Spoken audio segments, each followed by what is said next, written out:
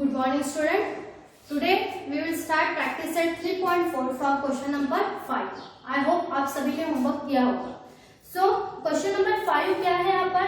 Prove that any rectangle is a cyclic quadrilateral. Any rectangle is a cyclic quadrilateral. ठीक है, क्या कहा है यहाँ पर? Any rectangle is a cyclic rectangle. ठीक है, so क्या लिखेंगे हम? गिवन क्या है हमारे पास? ABCD is a rectangle, so right here ABCD is rectangle. लिखा है तक. Then proof क्या करना है हमें यहाँ पर? क्या कहा था? Proof that any rectangle is a cyclic quadrilateral. Means quadrilateral ABCD क्या है? ये इज साइक्लिक. हमें इसे प्रूफ करना है. सो प्रूफ में हम लिखेंगे यहाँ पर, क्या लिखेंगे हम? सबसे पहले यहाँ पर इन ABCD angle A equals to angle B equals to angle C equals to angle D. क्या होगा यहाँ पर? 90 डिग्री. बराबर. Angle A plus angle B equals to angle C and angle D क्या हो जाएगा यहाँ पर? 90 डिग्री. मतलब ये चारों क्या है यहाँ पर? 90 डिग्री. ओके. देन हम यहाँ पर लिखेंगे angle A plus angle C equals to, देखो angle A plus angle C. Angle A plus angle C क्यों लिखा हम लोगों ने? बताती हूँ. Angle A plus angle C. Angle A क्या है हमारे पास? 90 और एंगल C भी कितना है हमारे पास? 90. 90 प्लस 90 क्या हो जाएगा?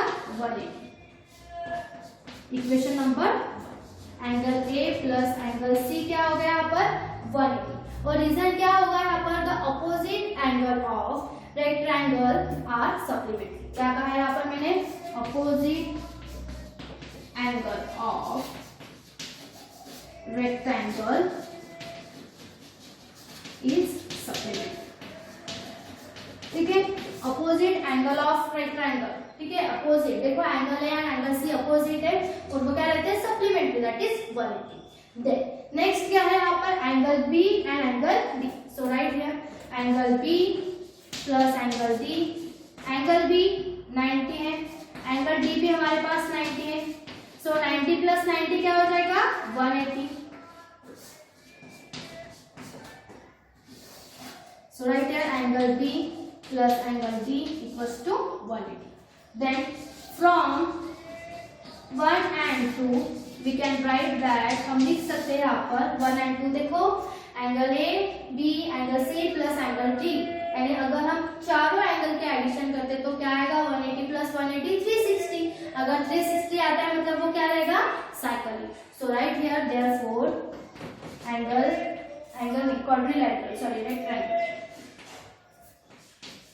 ABCD is, क्या प्रूफ करना था हमें? ABCD is a cyclic quadrilateral.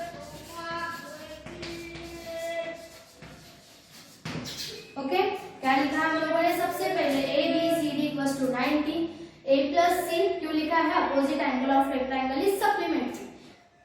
From 1 and 2 we can write that ABCD is a cyclic quadrilateral. क्यों cyclic quadrilateral है? बिकॉज दोनों की अगर आप एडिशन करते हो तो क्या आता है? 360. अगर 360 आता है मतलब वो क्या है? Cyclic quadrilateral. Okay. Then next question देखते हैं. That is 6.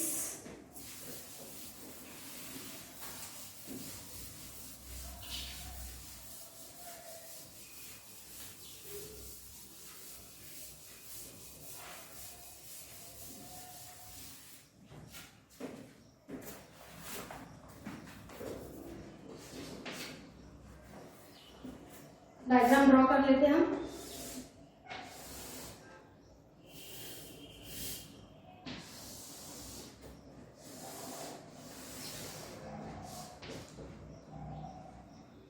यहाँ पर एक अल्टीट्यूड ड्रॉ किए हुए, 2 अल्टीट्यूड है यहाँ पर.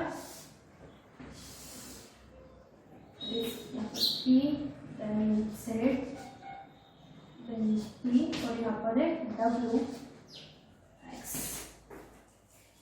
Y. देखते हैं ये क्वेश्चन. क्या कहा इस क्वेश्चन में in figure altitude Y Z and X T, देखो Y Z Y and X T is the altitude, okay, in triangle X sorry W X Y, देखो in triangle W X Y में कौन कौन सा altitude है, Y Z and X T T X, ठीक है। At P proof that quadrilateral W Z P T, हमें क्या फाइंड आउट करना है, ये साइकिल, जैसे पहले इसमें क्या था एज इट इज थोड़ा बहुत उसके जैसा। सो आपको जो गिवन में दिया है वो आपको लिखना है, गिवन में क्या दिया हुआ है आपको यहाँ पर, a triangle W X Y Z Y and X T is altitude, okay, altitude कहाँ पर अल्टीट्यूड है, वो इंटरसेक्ट एट पॉइंट पी, देखो दोनों अल्टीट्यूड कहाँ इंटरसेक्ट हो रहे हैं, पॉइंट पी पर, ओके। देन आपको प्रूफ जो करना है first W Z P T is a cyclic, वो आपको प्रूफ में लिखना है, ठीक है, गिवन और प्रूफ आपको लिखना है, आपके लिए छोड़ रही हूँ, ठीक है। गिवन क्या लिखोगे, in triangle W X Y Z Y and X T is the altitude intersect at point P, okay. Then proof में क्या लिखना है हमें, quadrilateral W Z P T is a cyclic, okay, ये लिखा हम लोगों ने। दे चलो सॉल्व करते हैं यहाँ पर। प्रूफ कैसे करेंगे हम, यहाँ पर प्रूफ हम लिखेंगे यहाँ पर इन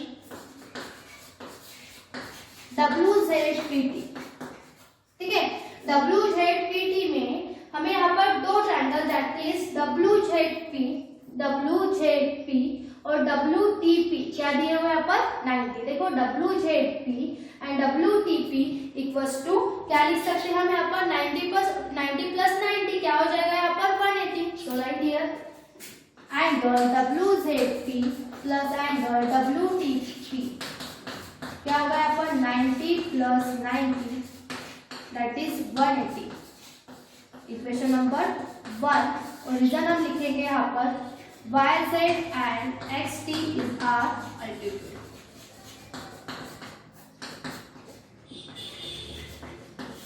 ओके। फर्स्ट पॉइंट क्या होगा हमारा, डब्ल्यू जेड पी, देखो यहाँ पर W Z P and W T P क्या दिया हुआ है यहाँ पर 90 प्लस 90, वो हो जाएगा 180, ओके, यहाँ तक हो गया। दैट ये होने के बाद हम लिखेंगे अगेन, हम यहाँ पर लिख सकते हैं, देखो W Z P W T P Z W T and Z P T equals to 360, because quadrilateral अगर हम देखते हैं तो चारों साइड 90 के रहते हैं, ठीक है, मतलब ये भी 90 ये भी 90 हो जाएगा, ठीक है, 90 हो जाएंगे, तो हम 90 प्लस 90 प्लस 90 प्लस 90 अगर करते तो क्या हो जाएगा यहाँ पर 360। फर्स्ट इसके प्रीवियस एग्जांपल में हम लोगों ने देखा था, सो हम यहाँ पर लिखेंगे angle W Z P plus angle W T P plus angle Z P T plus angle W Z T equals 360, okay. Then W Z P and W T P हम लोगों ने वैल्यू फाइंड आउट किया, that is 180, so right here 180, हमारे पास ये value नहीं है तो ये एज इट इज रहेंगे इक्वल्स टू 360, ओके। सो ये 180 उधर शिफ्ट हो जाएगा, so angle Z P T plus angle W Z T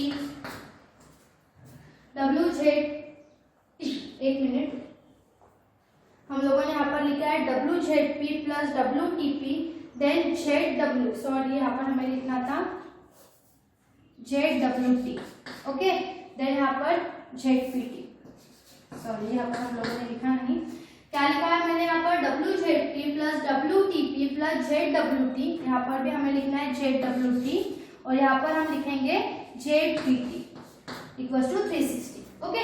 then यहाँ पर हम लिखेंगे angle Z W T plus angle Z P T equals to 360 minus ये 180 उधर शिफ्ट हो जाएगा, सो 180 हम यहाँ पर लिखेंगे, सो angle Z W T plus angle Z P T 360 minus 180 क्या हो जाएगा 180, इक्वेशन नंबर, ओके। देन हम लिख सकते हैं फ्रॉम इक्वेशन नंबर 1 एंड 2 क्या हो जाएगा यहाँ पर W Z P T is a cycle, क्योंकि इसके एडिशन और इसके एडिशन अगर हम करते तो क्या हो जाएगा वो 360, देयरफॉर फ्रॉम 1 and 2 क्या लिख सकते हैं हम यहाँ पर, WZ PT is a cycle. देखो क्या किया हम लोगों ने यहाँ पर, हमें जो गिवन दिया था that is WZP and WTP कितना था यहाँ पर 1990। सो 1990 हम लोगों ने एडिशन किया तो यहाँ पर आ जाता है 180। Then WZP, WTP, ZWT and ZPT equals to क्या होता है 180, सॉरी 360। तो हम लोगों ने वो लिखा, चारों इसके एडिशन 360। सो हमारे पास इसकी वैल्यू थी 180, लिख लिया, 180 को उधर शिफ्ट किया तो आंसर आ गया हमारा 180। सो ये दो एंगल 180 और ये दो एंगल 180, सो टोटल मिलाकर कितना हो जाता है 360। It means WZPT is a cycle.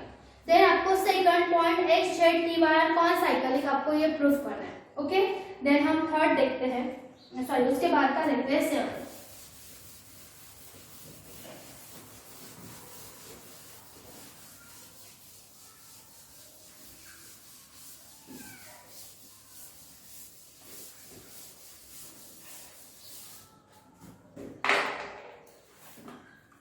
Seven question आप देखेंगे, डायग्राम गिवन दी हुई है, वो डायग्राम ड्रॉ कर लेते हैं।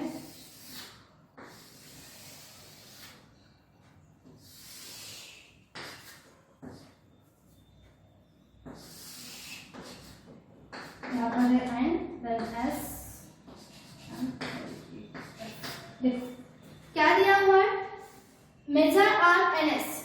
ठीक है, मेजर आर एन एस आपको दी हुई है, यहाँ पर क्या है, यहाँ पर 125। ठीक है, ऐसे लिख के बड़ी कर रही हूँ। और are E F that is ये, वो कितना है 37। ठीक है, देन हमें क्या फाइंड आउट करना है यहाँ पर, एंगल एन एम एस। ठीक है, क्या फाइंड आउट करना है हमें यहाँ पर, एंगल एन एम एस।